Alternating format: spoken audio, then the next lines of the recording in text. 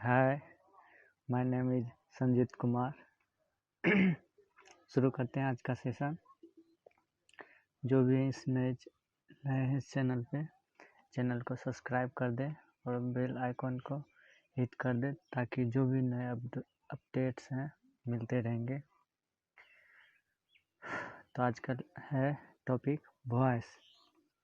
Definition है voice is form of verb which show whether what is defined by the subject does something or has something done to it। Voice verb का वह form है जिससे यह पता चलता है कि सेंटेंस में सब्जेक्ट कुछ कर रहा है या सब्जेक्ट पर कुछ घटित हो रहा है।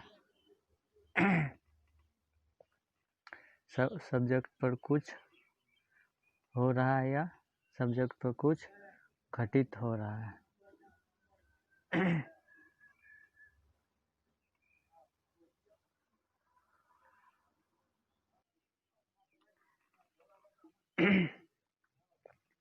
फर्स्ट है वॉइस, दो टाइप का होता है। फर्स्ट है active voice. A verb is said to be active voice when its form so that person or thing denoted by the subject does something। subject does something। यदि subject द्वारा कोई भी work किया जाए या सब्जेक्ट डोमिनेंट हो तो उसे एक्टिव वॉइस कहते हैं। दूसरा passive voice. A verb is said to be in the passive voice when its form so that कि something is done to the person और thing denoted by the subject. यदि कोई भी सब्जेक्ट के द्वारा कोई कार्य किया गया हो तो पैसिव वॉइस में कहलाता है। अगला है rules for changing a verb from active into passive. First point है एक्टिव वॉइस का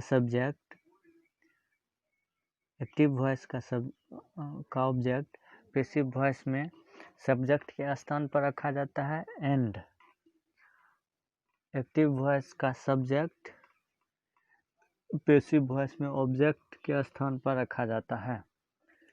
पहला नियम। दूसरा नियम, एक्टिव वॉइस की मुख्य क्रिया प्रिंसिपल वर्ब पैसिव वॉइस में पास्ट पार्टिसिपल में बदल जाती है। इसे ही V3 कहते हैं।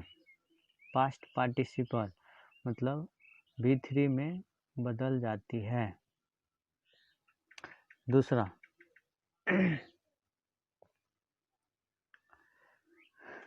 तीसरा है पैसिव वॉइस में एक्टिव वॉइस के टेंस के अनुसार प्रिंसिपल वर्ब के पहले वर्ब टू बी बोले तो is, am, are, was, were, be, being, been में से कोई रूप में प्रयोग किया जाता है। चौथा है मुख्य क्रिया के बाद वाले ऑब्जेक्ट के पूर्व बाय का प्रयोग किया जाता है। प्रोनाउन। अगला पॉइंट, प्रोनाउन का प्रयोग जब सब्जेक्ट के रूप में हो तब नॉमिनेटिव केस तथा ऑब्जेक्ट के रूप में हो तो यह ऑब्जेक्टिव केस में रहता है। नॉमिनेटिव केस सब्जेक्ट में हो तो नॉमिनेटिव केस और ऑब्जेक्ट में हो तो ऑब्जेक्टिव केस। तो आई के लिए ऑब्जेक्ट में मी लिखाता है, वी के लिए अस, यू के लिए यू, ही के लिए हिम, सी के लिए हर, इट के लिए इट, दे के लिए देम, हु के लिए हुम।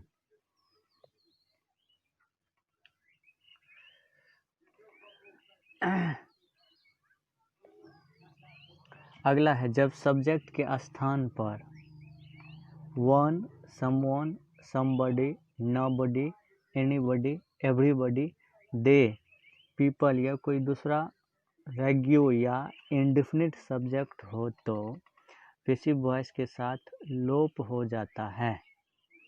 कुछ सेंटेंसेज में I, we, you, they, he, she, a man ऐसे एजेंट को भी आवश्यकता अनुसार पैसिव वॉइस के साथ लुप्त कर दिया जाता है।